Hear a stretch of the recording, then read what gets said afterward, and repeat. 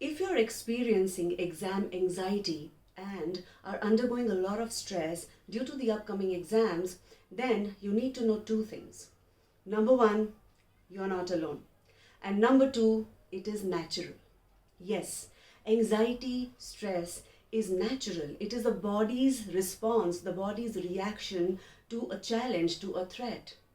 Whenever the body perceives a situation as challenging as an attack to its survival, the body goes into the stress mode, into the anxiety mode, which is the body's way of surviving and saving itself from that threat. So we perceive exams as a threat, we perceive exams as a challenge, and that is the reason for all the anxiety and the stress. Now, when we are anxious, what happens is not only your body goes into the stress mode, it also affects your brain's learning capacity and the brain's ability to focus and concentrate. So when you're stressed, you're anxious, it impedes your learning as well. So what is the way out? The way out is simple. There are some very simple tips, simple techniques that can make this entire journey of your exams and studying very flawless and a great experience. So I would be sharing these tips today with all of you, and this video might be a longer video, but I would request you to stay till the end, because every single tip that I'm going to share today with you will help you tackle this problem of anxiety and stress, which seems to get the better of you every single time you are facing exams. So to start off with, first we need to understand, is it possible for us to eliminate anxiety entirely? The answer is no. Recent research and studies have revealed that a little bit of anxiety is actually good for your memory, and it helps you memorize and understand your subjects better. So the idea here is not to eliminate anxiety, but to reduce it to a level where that anxiety can actually help you learn better, memorize better. So the very first step is you need to understand what is exactly worrying you. So ask yourself this question: what is exactly worrying me about the upcoming exams? Is it the fear of not scoring well? Is it the fear of not scoring enough to be able to get into a university or a college of your choice or your parents' choice? Is it that there is a fear that you are not prepared really well? Or do you feel there is too much to do and too little time for you? Or is it that there is a fear because previously you have not been scoring well in your unit exams or your school exams, and you have a fear that you might fail? So there could be many reasons which might be worrying you for the upcoming exams. So to begin with, you need to understand, you need to ask yourself, what is it that is worrying me? And write down all the things that seem to be worrying you. And the next step would be, write it on a sheet of paper, take the sheet of paper with you and burn that paper, and tell yourself, all my worries have now been destroyed and all is well. So what we are doing here is we are giving a signal to our mind, to our brain, that there is nothing to worry about, and that I have taken out all the worries from your system and I have burnt them, and that all is well. So that is how you're preparing your mind to stay calm. This is the first step. So tip number 2 is your study environment. How is the study environment? And when I say environment, I mean the physical environment where you're sitting and studying. Do you have a study table? And if you have a study table, is there enough natural light there? Is it close to a window? Is there enough ventilation in the room where you're studying? And are you studying on a bed or a sofa? If yes, then please stop doing it, because the mind associates a bed and a sofa with relaxation, and so it'll be very difficult for you to focus and concentrate and remember things if you're sitting on a sofa and a bed and studying. So it is important that you study in an environment that keeps you alert and focused, and the best way is to have a study table and a chair. And preferably it should be near a window in a room which is well ventilated, which is well lit. There is enough natural light there. In case if you don't have access to a window or there is not enough natural light in your room, then you can replicate that with an artificial light which is as close to the natural light. You should not be studying in glaring bright lights. So what else can we add in our physical environment to feel more relaxed and chilled?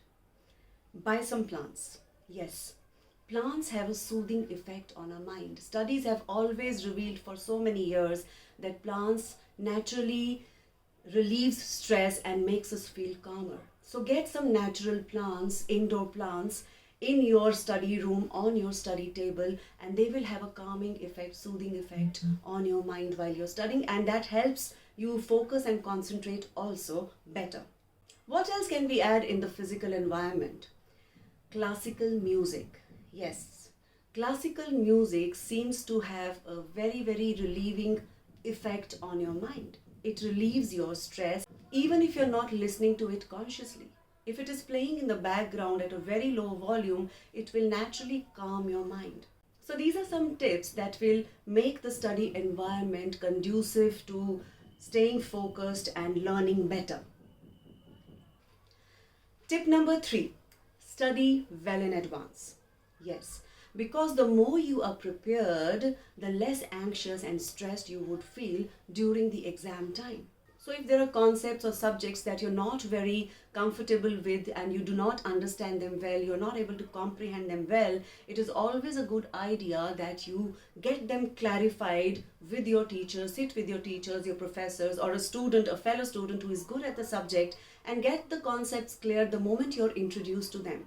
The more regular you are during the semester in your studies, and the more regularly you keep clearing the concepts that you're introduced to, the more prepared you would be during the examination time, and the less anxiety and stress you would feel. Not only that, it would also increase your confidence, which is very essential during exams. Tip number 4, you need to take frequent breaks when you are studying. I have seen students studying for as long as 18 to 20 hours continuously, such long hours of studying, and then they go and take their exam and they do not score well and they feel really bad and they start questioning their learning ability and, oh my God, I prepared so well, I didn't sleep the entire night, I studied for 20 long hours and here I am, I did not do well. What's wrong? Why did this happen? The reason this happened is because your mind, your body has not been designed to sit and study continuously for long hours. Research has shown that our mind is alert for 90 minutes and after that the alertness level goes down for 15 to 20 to 30 minutes, and then again the alertness level of the mind increases for the next 1.5 hours. That is how the body has been designed. So what you need to do is you need to schedule your study time according to your body's level of alertness. So study for 1 hour to 90 minutes and then take a break of 15 to 30 minutes. That is ideal for effective learning. Now what do you do during these 15 to 30 minutes break? Please stay away from your mobiles and social media during these breaks because then it is not going to help you. So there are a couple of things that you can do during these breaks. The best thing that you can do is take a power nap, because when you take a power nap for 15 to 20 minutes, not only will it rest your mind and refresh your body as well as your mind, it will also help process all the information that you've been putting in your brain. It will process that information, organize it, and it will store it properly in your memory. So it will help you later on to retrieve that information during exams. So power naps are very, very effective and very powerful, and that's why they're called power naps. What else can you do during these breaks? You can go for a stroll or a run outside. Please go outside for some time in natural light, natural sunshine, go out in nature. Go out in nature because nature will again calm you down and it will help process all the information and store and organize in your brain. This is what it does. Or you can play a sport, your favorite sport. If you love badminton, basketball, whatever you love, just go and play it for 15-20 minutes outdoors. The more outdoors you go, the better it is for you. Or take a power nap. But don't indulge in watching television or chit-chatting with your friends and calling them and asking them, okay, how much did you cover? Oh my God, I did not do this, because that will stress you even more. So don't get there. Tip number 5. Now this is something that not most of the students do, and that is study one subject at a time. I have seen students studying 4 or 5 subjects one after the other. They study one subject for 1 hour, then next hour they are studying some other subject, next hour they are studying the third subject. So what is happening right now? You are confusing your mind and you're mixing things up. You're confusing your mind. वो कहते हैं ना खिचड़ी बन जाती है, तो you're making a khichdi in your mind. So what is happening is it's like a disorganized closet. आपका cupboard है, आपका कपड़ों का कबर्ड है, and you're putting clothes recklessly in that cupboard, not organizing them. You're putting your trousers, you're putting your t-shirts, everything all together. You're not organizing it properly, and that's what's happening when you're studying multiple subjects together. So study one subject at a time. Say for example, you have 20 days for your preparation and say 5 subjects. So what you need to do here is divide the number of days by the number of subjects. So 20 divided by 5, it gives you 4 days per subject. And for those 4 days, study only one subject. And then it's up to you to decide how many hours you need to study so that you can complete the entire syllabus. It's all up to you, but don't forget to study taking frequent breaks, as I mentioned earlier in the earlier tip. This is called organized learning.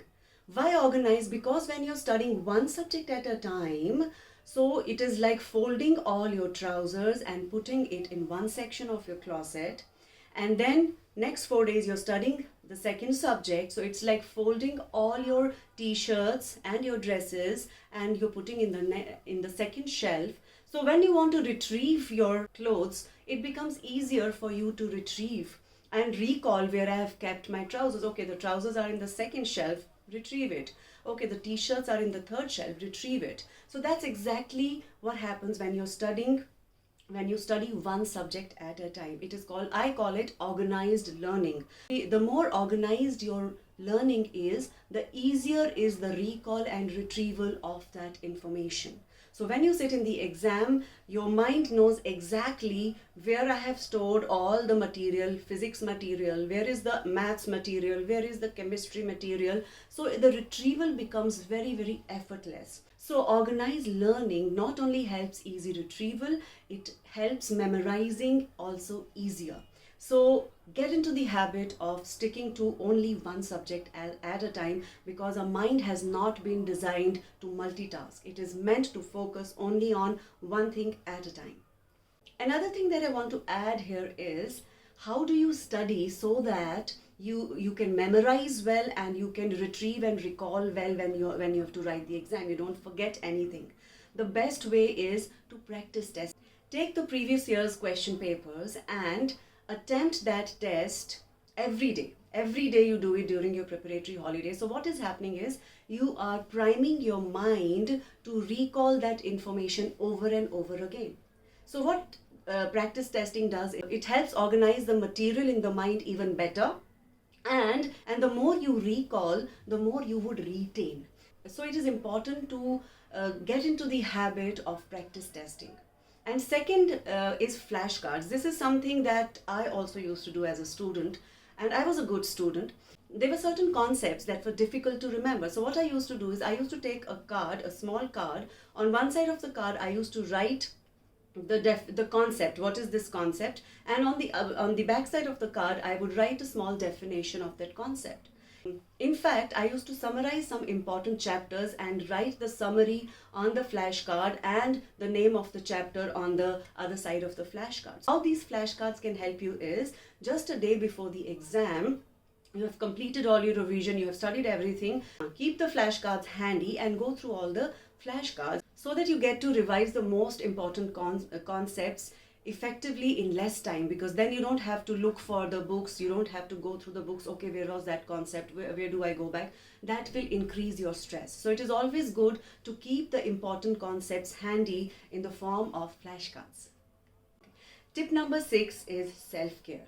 Yes, you have to take care of your physical and mental well-being. You have to form a habit of eating the right foods. You have to form a habit of exercising regularly, because that will keep your body fit, your mind will stay fit, your mind will stay positive. So get into the habit of exercising and eating the right foods, fruits, vegetables, eat a lot of sprouts, Drink plenty of water, keep yourself hydrated because that will help you stay alert. Get into the habit. You will have to form these habits way before your exam, way before your preparatory holidays also, because if you have that habit, your mind will automatically stay active and refreshed. So it is very, very important to pay attention to what you're eating. Especially during your exams, please don't eat any junk food. Stick to your fruits, vegetables, lots and lots of water, sprouts, nuts, raisins. There is omega-3 in walnuts, which is very, very good for your memory and your brain. So stick to these kind of foods because this will help you stay calm and focused and energetic. Tip number 7. Now this is something that I always talk about, and many people come up to me and say, okay, everybody knows it. What's the new thing you're talking about? I know many people know about it, but they don't practice it. And there are many people who don't know about it. So here goes. So this is called positive visualization. Now what you have to do here is, again, you have to form a habit of practicing this every day, way before your exams. Even if you start 15-20 days before your exams, it works. Trust me, it works. It's called positive visualization. Now what you have to do is, do it right now with me. I want you to close your eyes. Imagine a place or a situation where you feel relaxed and nurtured. Now this place could be your favorite holiday location, or it could be a situation like your country winning the World Cup when you felt really great. And I want you to go back to that place or that situation right now, keeping your eyes closed, and feel the sensations that you felt then. And as you start feeling those feelings, those beautiful, nice feelings, happy feelings, I want you to flip that image in your mind and see yourself writing the exam in the examination hall. Continue to feel the way you have been feeling. That nice feeling is still there. And as you open the question paper, you see that you know all the questions and you're going to ace those answers. Now open your eyes.